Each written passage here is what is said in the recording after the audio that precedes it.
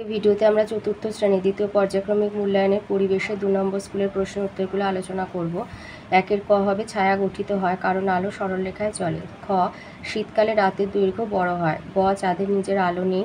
ঘ পৃথিবীর সবচেয়ে কাছের গ্রহ মঙ্গল। ঙ মোবাইলে কথা বলার সাহায্য করে ইনস্যাট। চ মরুভূমিতে মানুষ বাস করতে পারে না কারণ জল পায় না।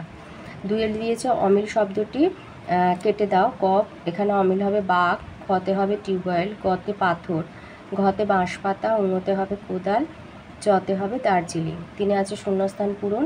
তিনের ক ছায়ার দৈর্ঘ্য সবচেয়ে ছোট হয় দুপুরবেলায়। খ চাঁদকে সবচেয়ে বড় দেখায় পূর্ণিমার দিন। গ সপ্তর্ষিমণ্ডলে তারা সংখ্যা 7টি।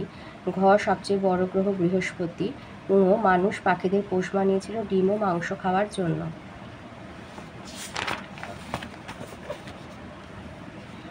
চয়ে আছে বাম দিকের সঙ্গে ডান দিক মেলা। ক মৃৎশিল্প হবে কুমোরটুলি।